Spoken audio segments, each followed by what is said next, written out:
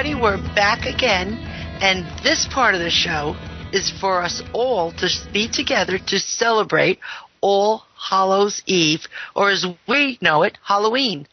And we are lucky enough to have with us tonight Richard Palmisano, probably the best ghost adventurer man around. That's how I'm going to call him tonight, what I'm going to say about Richard. He is the best ghost investigator that I think I've ever met, and Steve and Alex from Nocturnal Frequency Radio. And tonight we are going to tell you some of our most frightening stories that we've come across, our paths as we have gone along the paranormal and investigated it, and talk a little bit about, Halloween.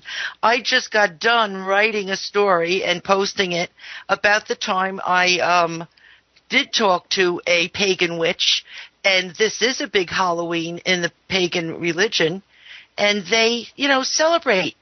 They celebrate the thinning of the veil, the boundary between the living and the dead, and they do different customs and rituals. One of them is and this is a ritual maybe we all should do.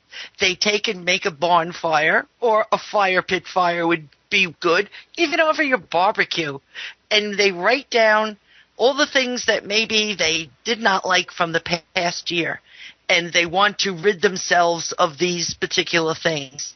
They burn a fire and all those things to disappear. And that's clean New Year. Well, that ritual, I think, right now, yes, and what you're working on.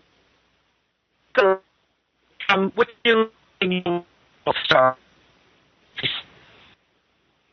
I keep telling you to leave your work at home. We're back live. So that was interesting. Yeah, you turned into a gremlin, Chris. Oh my God, that's what I was hearing, and I was hearing something growling at me. So I said, I'll get away from here.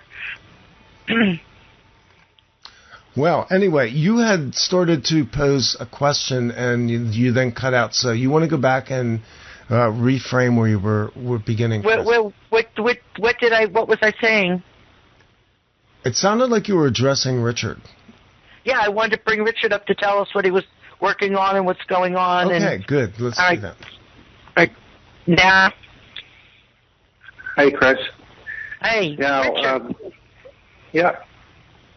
I'm sorry that I got disconnected, but please tell us all what you're working on, what's new, and what's exciting in your world right now at the Searcher Group. Well, thanks, Chris. These things happen with technology, especially around this time of the year. I just finished a book. I'm hoping that it'll be out mid next year. It's called The Meeting Place of the Dead. It's an interesting story here in Halton. We did one of the oldest churches in Ontario. It was quite an interesting place. Well, I'll have later for you. I'll have a scary story from there for you. Good. And the Meeting Place of the Dead, that's like a very scary title. Is it that haunted? You would title it that, the story? Extremely, extremely haunted. Not only haunted, it was it's the only investigation. The second time I've only shut down an investigation and pulled the team out because some of the entities that were there were starting to get extremely physical and violent. Where one of the mediums was actually taken down on the stairs, and she was strangled. Oh, that's just terrible. Yeah, terrible. So it was pretty intense, but believe it or not, we're going back. Oh, geez. Yeah, that's what we do. So the client asked us to come back, so we're going to go back because there's a lot of unanswered questions. Well, how are you going to protect yourself against that kind of energy. And it's funny that you're telling me this. You'll know why when I tell my ghost story later. But when you come up against energy that's that powerful or that strong, what precautions can you take to try to fight back at it or control it or, keep it in a box so it doesn't attack you? Yeah, well, this is the problem. Is there's not a whole lot you can do. It's either walk away from it or you take your chances and go in and try and make communication. They were getting upset because I was using very unusual strategies to communicate with, because there are so many entities there. Some wish to communicate, and certain other ones are controlling, very controlling. There's too many secrets. They want to keep those secrets quiet. So I was employing certain tactics, what I call divide and conquer. Usually there's a controlling entity that will keep everybody quiet. But we had two different locations on this property. One's the church and one's the barn. So I sent half the team to the barn, and the other half stayed in the church, and we asked the exact same questions. That controlling entity couldn't be in both places. That's a tough way to have to deal with these energies. What about prayer? Do you ever use it in a case that's this severe? Does it help at all? It does help, yeah. The people that come there, everybody's got their own belief system. I have my own belief system. And believe me, I was employing that belief system on that property. But this particular medium just... it was interesting because after she felt the hands on her throat, took her down to the ground, left some marks there, and then, she was kind of emotional. And, of course, the rest of the team was upset, and we were starting to get a little bit angry. We had an audio-video surveillance camera running at the top of the stairs, and we caught an EVP right after the incident. I guess whatever entity did that went back upstairs, and there was another male entity up there, and he goes, "So, what did you do?" And then he starts laughing because he knew what we did. Now, they're not demonic. They're just bad, very bad people. Well, all I can say is everybody out there listening, this is why, if you don't know what you're doing, you don't go into the most haunted area you can find, ill-equipped to go and see what you can see. You have to know what you're doing. Case in point. Now, if you don't mind, let me just slip over to our two favorite other boys here tonight. Well, boys to me, if you're my age, is Steve and Alex of Nocturnal Frequency. Steve, Alex, come on up here and tell us what's going on with the show. And I know that you have a lot of things going on. Tell us what's happening. Go ahead, Alex. Well, we got, figures you put me on the spot, right? Come on down, Alex. How you doing, Chris? I'm doing just dandy. Well, we Come got, on, Alex, tell us. Well, we got our version of the Halloween special coming up this Sunday night, obviously, and it's open lines for anyone who wants to call in and share their stories. So we got that coming up, and we've been planning that for a little while, not too long, but we've been talking about this for a while. And both Steve and I are really excited about this, and we're hoping to get a large turnout for this. Should be a good one. Good. And Steve, how are you doing with your cemetery, saving the cemetery? It's dead in the water. Oh. Unfortunately, things didn't happen. I'm sorry. I think it's the times. That's what I think it is. I think there's a lot going on, but I've been busy doing other stuff. So explain for the audience. It was a very good-hearted thing to do, but I think it's the economy right now that's the problem. Well, explain to the audience, Steve. That's it. Well, if you don't mind, because I'm just curious to hear what each of one of you have brought to us to scare us for Halloween. Sorry, I was muted out there, but I wanted Steve to back up a minute here and let Steve explain the backstory on this cemetery, because I know he's been working on this for quite a while. I've been kind of following him as he's gone through this. Explain to the folks what this cemetery is and what it is that you were doing, what you're trying to do with that. It's a small, very small pioneer cemetery located in Halton region. You heard Richard mention the region earlier. There's a lot of places in Halton.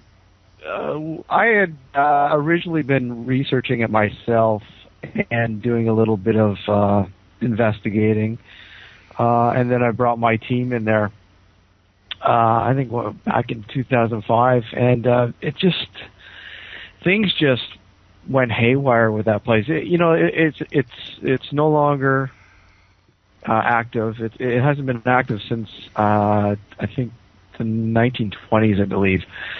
The last recorded person buried in the cemetery, but the cemetery itself hasn't. And let me clarify. I don't typically investigate cemeteries, but for some reason, I guess, we started working with the local historical society to try to document the people that were buried there, because it's in shambles.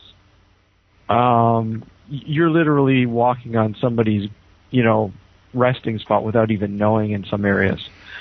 And basically what we did after all the years of research and involvement with existing family members and the town and everything else, we were essentially trying to raise money to somewhat restore it or give it some dignity back. A mound to house the gravestones that have been almost destroyed.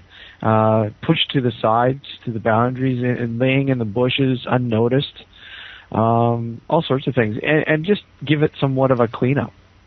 But unfortunately, things, I guess, Chris mentioned, there's a lot of variables. The economy. There's a lot more going on that weekend, and things just didn't work out the way we hoped it would.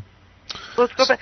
Steve, is this the graveyard that you told me about a long time ago, that you thought there were a lot of children buried Absolutely. in it that had no grave markers at all? Yeah. That's sad for the little kids. So what becomes of the cemetery now? Well, it's got a very uncertain future, because I understand, and the town itself is very hush-hush about a lot of things. They'll only share a certain amount of information with what they have in their cards for the future for the town, and the logistics and all sorts of the roads and everything. But apparently, from what I understand, the road that it sits along, they're talking about widening the road, and if they widen the road, it's could almost seal the fate of that in terms.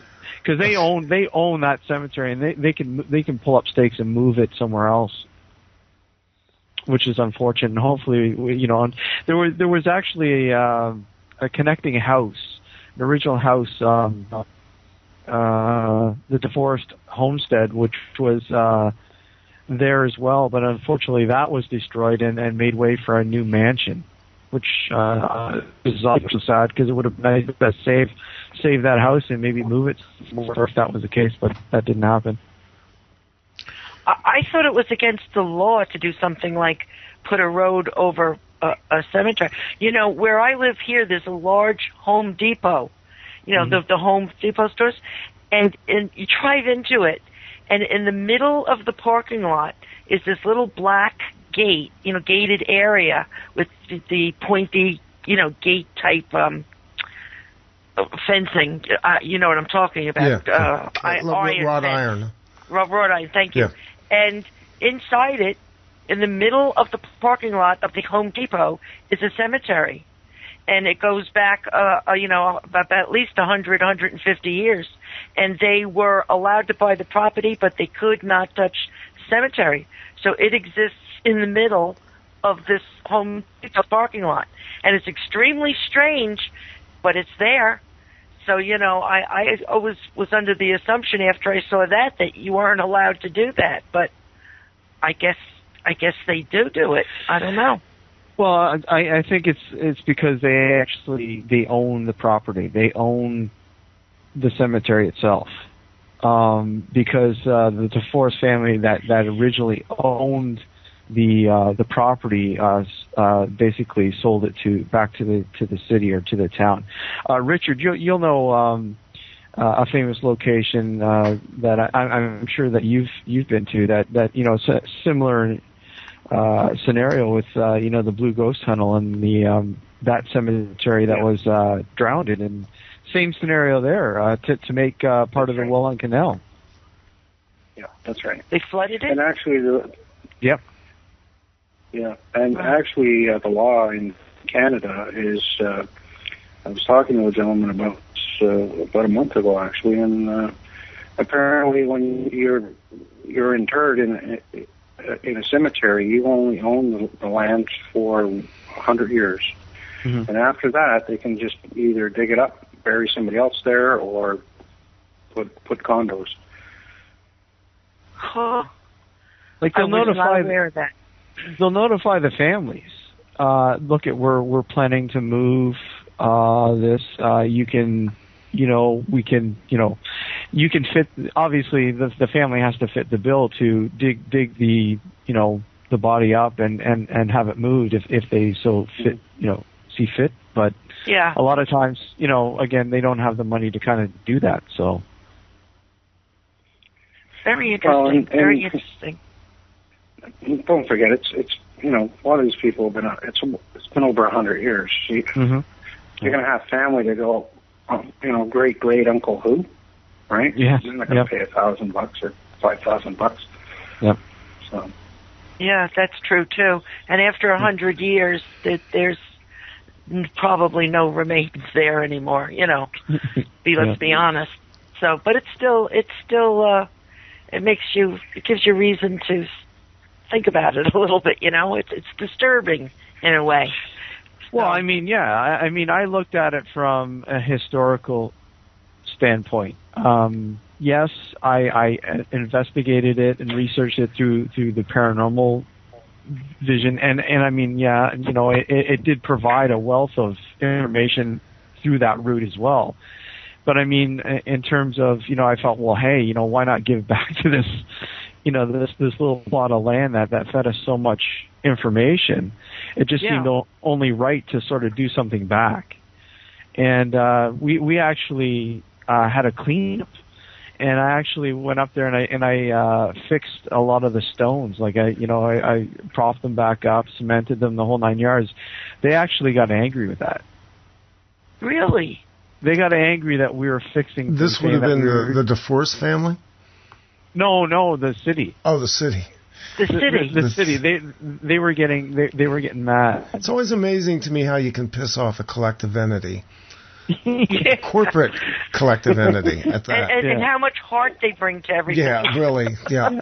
But I'm wondering as well, what are the spiritual / paranormal liabilities to building a road over a cemetery like that, especially if you've got theoretically a lot of children buried there, meaning that this ground has a legacy to it and a story to tell. Even back in the Old Testament Bible, the Bible talks about the ground crying out over the blood of Abel. And we know that there is something about the spiritual aspect of certain grounds. Is there a liability, in any of your opinions, in building a road over a cemetery like this? Yes, I think it's terrible, but that's my opinion. Condos, even worse. And who else has an opinion about that? You're definitely going to have one haunted road. Yep.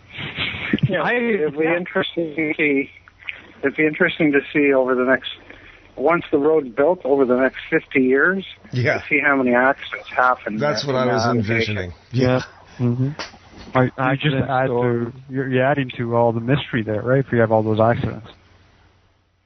Well, I'm sorry to hear it, but maybe it was just not the time. And I hope that they don't build the road there. I think it's disrespectful, especially when there's a lot of children and their lives were, cut short for God knows what reason. I think it needs a little bit more respect.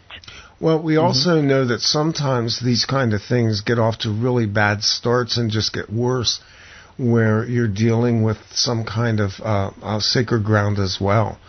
And they may find themselves having quite a bit of problems with broken equipment or not being able to excavate in a certain way. This stuff works in some very strange ways. Yes, it does. You're right. Broken machinery constantly. The road keeps caving in. The road is suddenly flooded. You're right. That's not a good idea. But we can only voice our opinions. Talking about, scary, the Halloween creepy kind of atmosphere, I mean, one thing about that cemetery, or it was the fact that,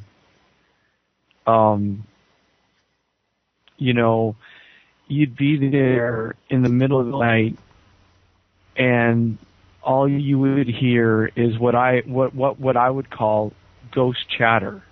Yeah. You'd hear so many different voices, and you would not be able to make out what they're saying, other that there's chatter all around you within this small little boundary of land, and it was just absolutely. I can't tell you the amount of different experiences and stories that came out of that place.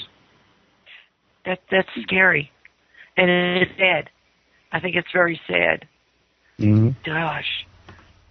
Well, with that said, would it be all right if we got to our scary stories, starting with Alex? I guess. If you must involve me, I was kind of jump in there over here. So enthusiastic. Come on, Alex, scare us, or just give us that Halloween story that sticks in your, heart and soul.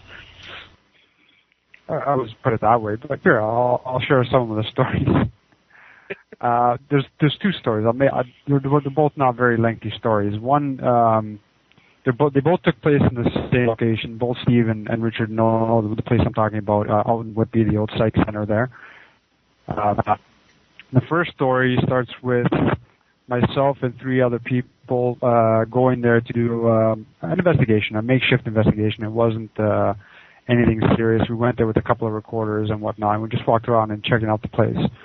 Now, this complex had multiple buildings, and we were in one of the two buildings, the two largest buildings there. We were in one of them.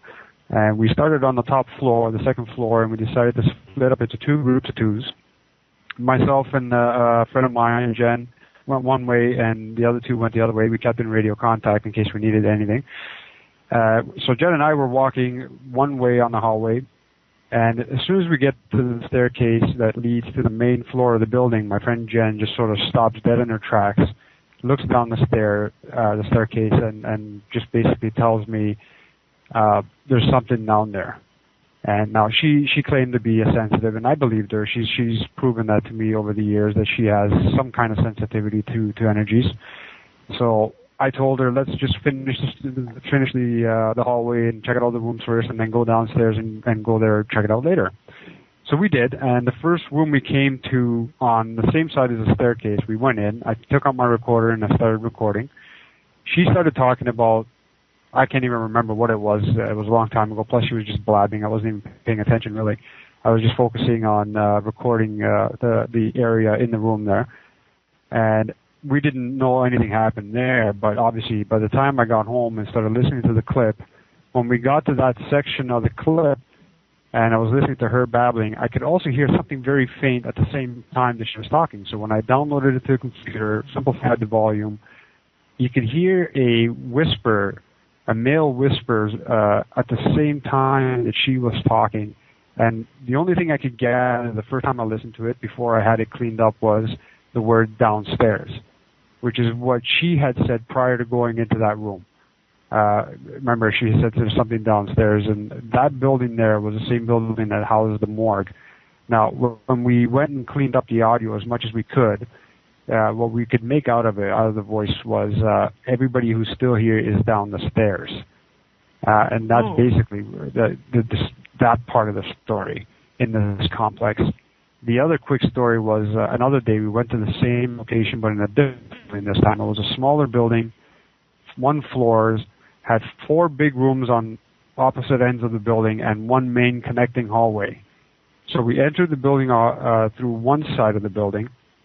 We went around the 2 rooms, and then we just decided to go to the other side to see if we could get any recordings there. And as we're walking along this hallway, there was about maybe 5 of us. We're walking all in the group because it was nighttime. We've always gone there at nighttime. We could all hear additional footsteps aside from ours that were coming from behind us. So we stopped by the time we got to the other end of the building, and I was one of the people who had one of the flashlights. There's only 2 of us who had them. So I told everybody to stay where they were, and I went back to check to see if it maybe, a lot of times what would happen is some kids would go inside there and drink beer and smoke pot and do whatever. So I just wanted to make sure there was nobody in the building. And I go back to the other side where we had come from. No one was there. So I told everybody to come back towards me to see if we could hear anything else. And when they did, sure enough, the footsteps now came from the opposite side, the side we were originally walking towards.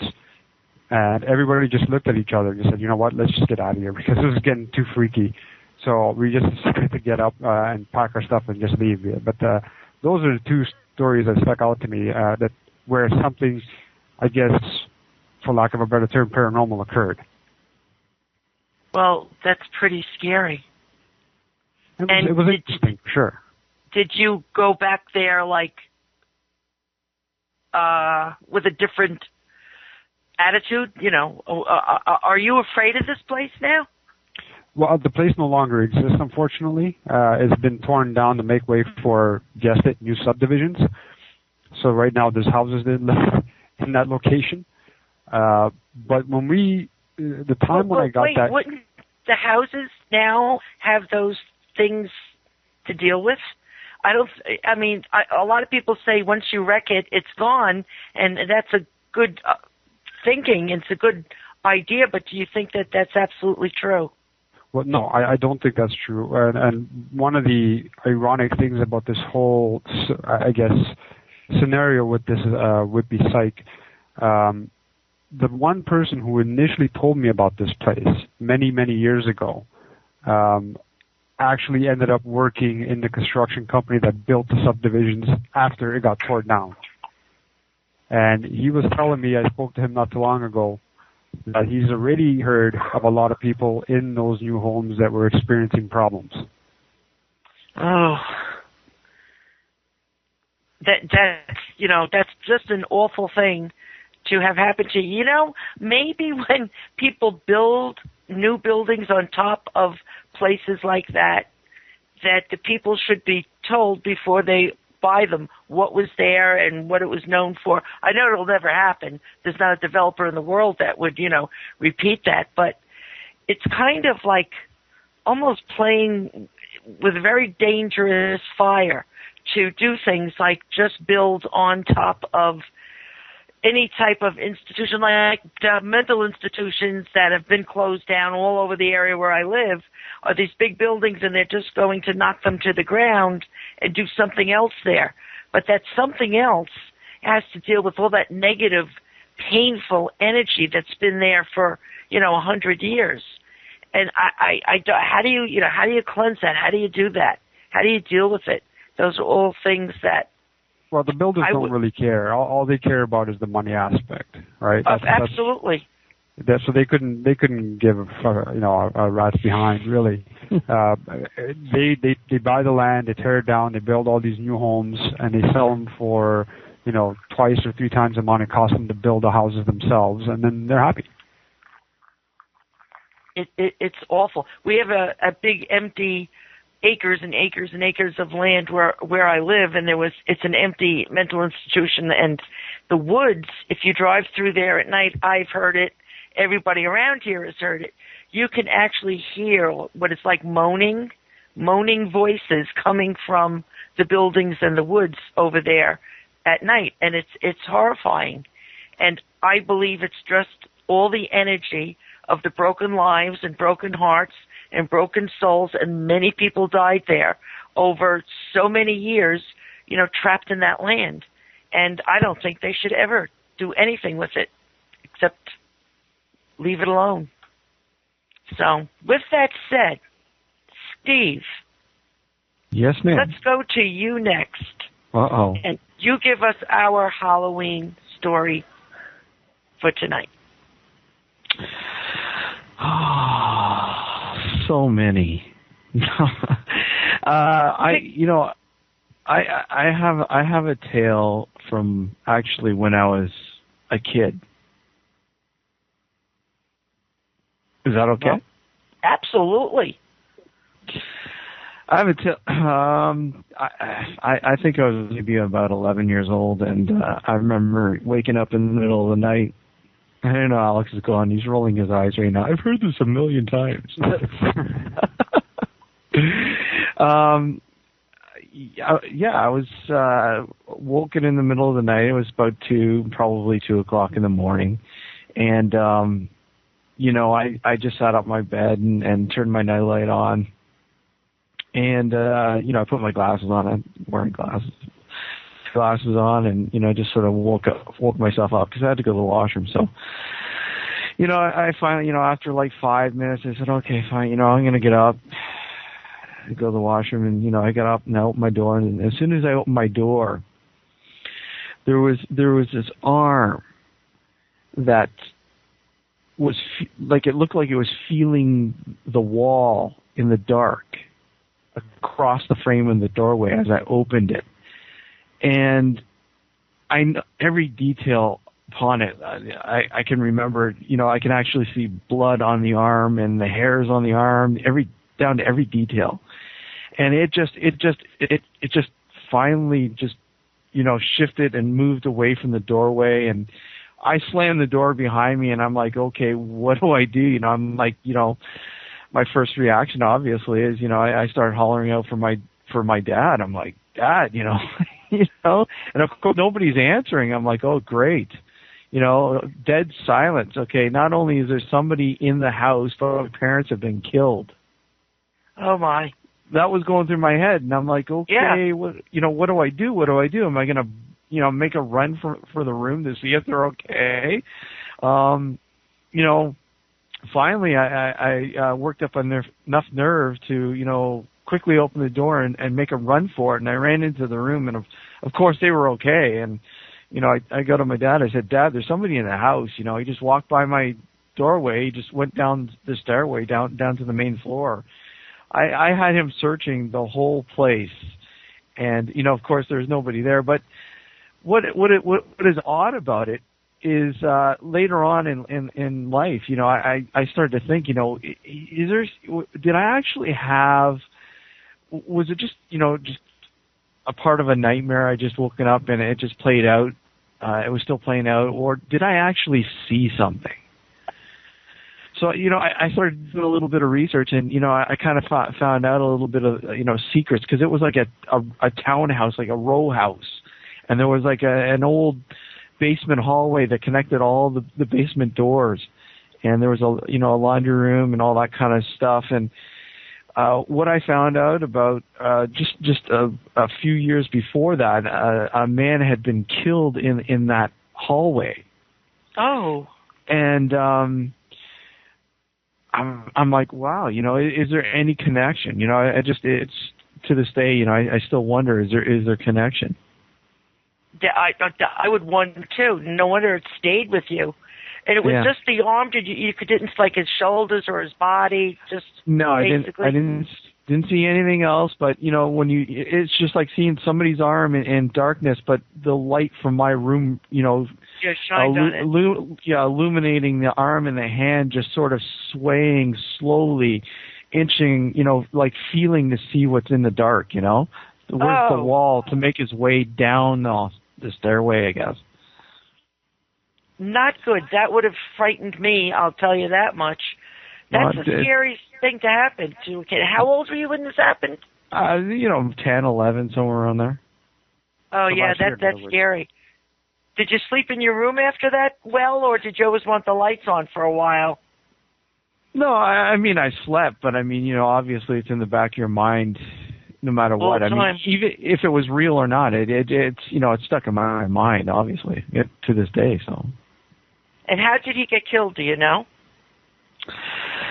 There was some sort of altercation from the police report that I saw. It was an altercation with another friend. It was some drinking thing, and there was a really bad altercation, and the guy I think was pushed, and I guess he was punched or something, and he knocked his head, smacked on the concrete wall, and that was it. Oh, jeez. Well, that would probably produce a haunting, that's for sure. It seems like all those type of deaths do. Wow. Yeah. Well, that's a good story. Can I tell mine now? Yeah. I'm going to tell you mine. Mine didn't happen to me. My story is told as true to me by my second cousin. And this happened in the 1960s when Mustangs were very, very popular, the cars.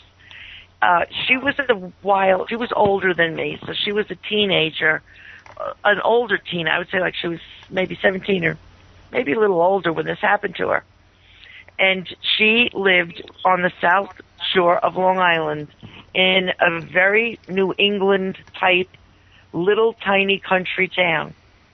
And it had like a post office and a general store and a church and not too much more. You had to travel for anything else.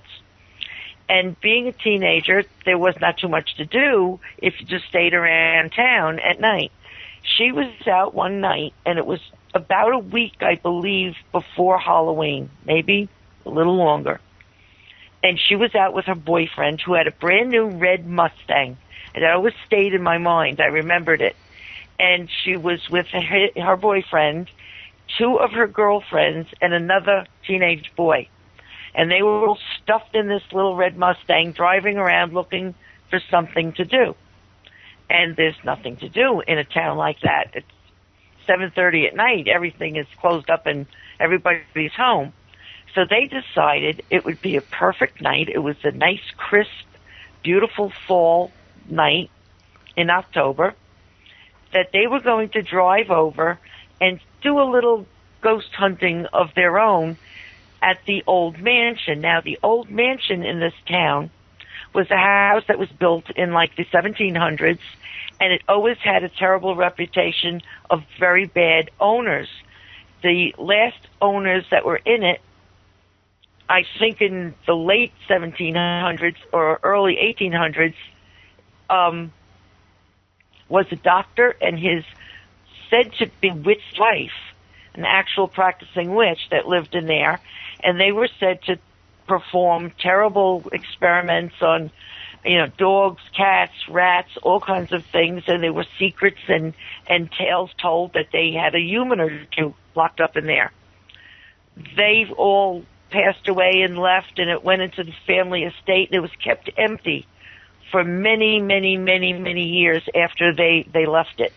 And it was boarded up on the bottom floor. The top floor windows were still exposed. They weren't boarded up. And there was a shed in the backyard.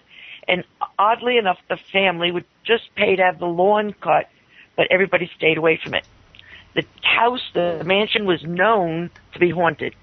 There were tales and stories about people hearing screams and seeing ghosts at this place forever. The whole town knew it was haunted. Right in front of the mansion, meeting right up to their property, was a little old graveyard and church that had been built in the mid-1800s.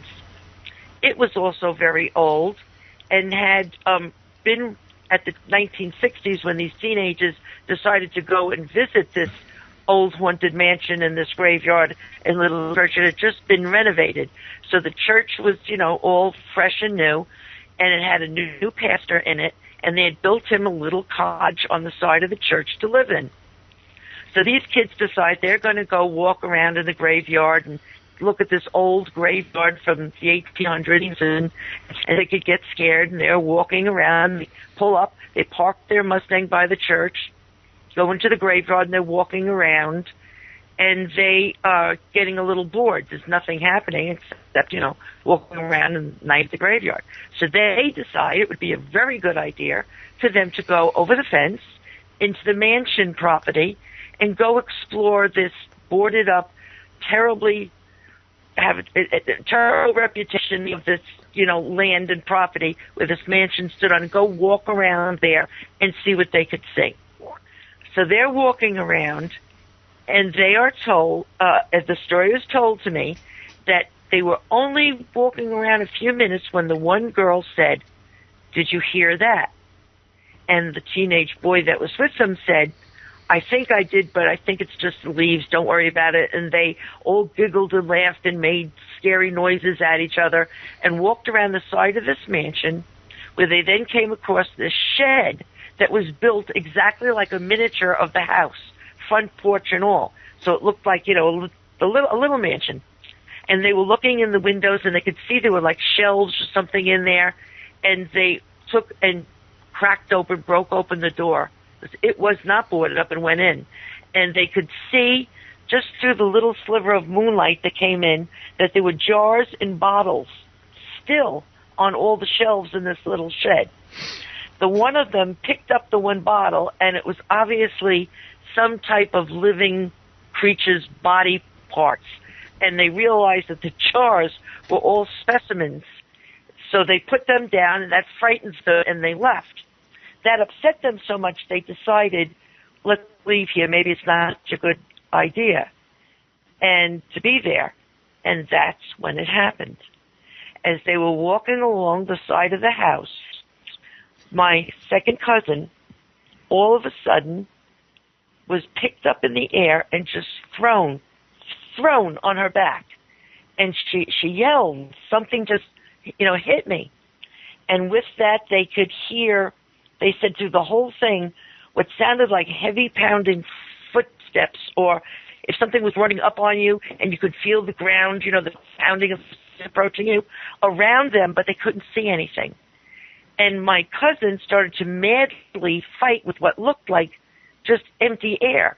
She was punching at it and pushing at it, and she would come up off the ground and slam down on the ground. And so her boyfriend immediately ran over to help her, and as he approached her and tried to reach down to pull her off the ground, he went flying through the air and fell on his back, and the wind was knocked out of him for a minute. And he got up, and the other teenagers, he yelled at them, "Help me." The other boy ran over to try to help. Now we have the two teenage boys and the teenage girl fighting this thing that they couldn't see on the side of this old mansion. And it was punching them and throwing them and hitting them and slamming them back on the ground, and they were getting hurt. So they yelled at the girls to run to the church and get the pastor and get help, because there were no cell phones back then. It was the 60s. They did just that. The girls ran, and they flew into the pastor's cottage and pounded on the door, and he came in. They just said to him, "My friends are being attacked on the mansion," and she said, "We can't see what's hitting them." And the young pastor did an odd thing. He grabbed three things. He grabbed a bat, which he had leaning against his living room wall. He grabbed a crucifix and a Bible. And they went running, tearing full speed back, where they came back to the scene of these teenagers just getting the tar whooped out of them. They were being thrown on the ground. At this point, the girl's face was full of blood. I think her nose had been broken, if I remember correctly. It's not very badly hurt. And they were just, being tossed all around. The pastor was just incredible. He ran up to the scene and threw the crucifix on the girl and started to pray. And he got thrown off.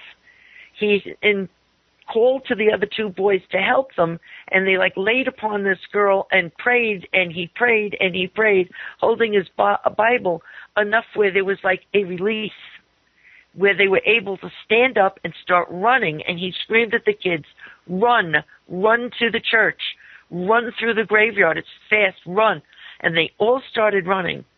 And as they were running, he was praying, and the kids said, all of them, that they could hear the pounding of feet, of heavy footsteps, like a large animal running right behind them, after them. And they jumped over the fence into the graveyard and headed for the church. And they got the girl pulled over the fence into the graveyard. And when they got into the graveyard of the church, the footsteps stopped, but a horrible howling, screaming took place. And this thing howled and screamed out at them, and they ran like hell into the church. And before he even called the police or anything, this pastor prayed frantically over the kids for like a minute or two, and they called the police. Ran to his cottage and called the police. Well, the police came and told them this story. They didn't believe them. They believed that the kids got in a terrible fight in the property where they didn't belong, and made up this story to cover it. And they had to take the girl and the one boy to the hospital in an ambulance. They were really hurt, where they were kept overnight and released. But went down is they just would not believe the story, and said the kids had probably been drinking and got into an altercation and had this terrible fight, and made up this story. And the pastor, they don't know why he was going along with it. Interestingly enough, the pastor absolutely demanded that this mansion be really fenced off, walled off with chains, and taken down. And it was like an obsession of his. He kept at it till I think a year or two later, they finally did demolish that mansion and take it down. My second cousin, who was a rebel and a wild child before this happened to her, interestingly enough, would never go back there, would not even go down that street again, much less near the property, but became extremely spiritual and religious, and never ever, I don't think, missed church a Sunday in her life from that point on. So that's my haunted story. Very interesting. And it was terribly scary. And this woman now is in her early 70s, I guess, and she still will tell you in detail the horror of this night and how terrible it was, and that this evil thing just absolutely was beating the tar out of them. So I found that to be a very interesting story and a very strong energy to be able to do that. So who knows what it was, what happened, but they will, none of them ever want to deal with it again. So who would like to go next, Richard? That's pretty scary, man. That's when you have that kind of energy, and that's probably something that's conjured through black magic. Oh my gosh! Whatever experiments they were performing there, if she was a practicing witch. I never put that together. You're right. Mm-hmm. Wow. Yeah, that's even scarier than the stuff I do. Yeah, I don't like to get involved with that stuff. I just to think that they're lucky that there was a church and a young pastor there that was able to get them at least out of there, because God knows what would have happened if nobody was there to help them.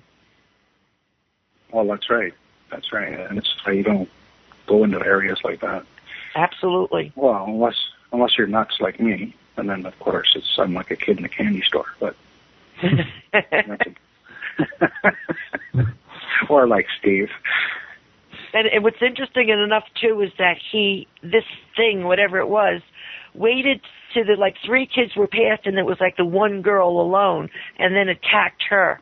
So it was like a evil coward, because it picked on a girl and waited till he got her alone. So the whole thing was just terrible. Yeah. Well, it'd be interesting to do a whole bunch of research. Because I enjoy mysteries, and it'd be interesting to find out what the original owner, the female, looked like, to see if your cousin looked similar to the owner. Oh my goodness! That would be interesting. You're making it worse and worse here. That's even well, I just like to. I find in these things there's always a tie-in. There's always a reason. There's all Yeah, that he picked on not her. Not to say that it was. Not to say that it was, but that's something I'd really like to look at. Absolutely. Randy, before we start with Richard, did you want to take a break? Yeah, why don't we do that? Let's take a 5-minute break, and we'll come back. I'm going to share something at the end after Richard's done. I have my own little ditty that I'm going to contribute as well. Let's take a quick music break and give everybody a chance to stretch a leg. We'll be right back. Great.